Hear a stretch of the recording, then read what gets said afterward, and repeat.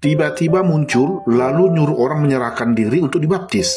Anehnya semua orang pada mau gitu loh. Ini kisah tentang Yohanes Pembaptis, suara yang berseru-seru di padang gurun untuk mempersiapkan jalan bagi Tuhan. Dia tiba-tiba muncul di sungai Yordan dan berteriak, "Bertobatlah sebab kerajaan surga sudah dekat."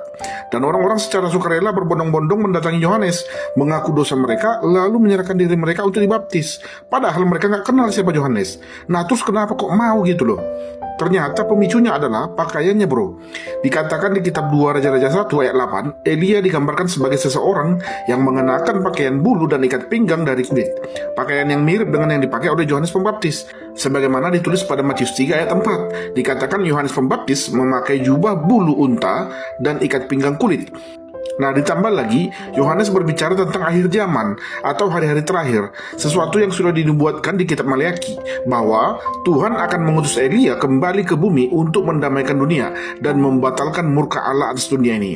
Jadi orang-orang datang berbondong-bondong menyerahkan dirinya untuk dibaptis karena mereka mengira bahwa Yohanes Pembaptis adalah Elia yang dinubuatkan akan datang kembali ke dunia.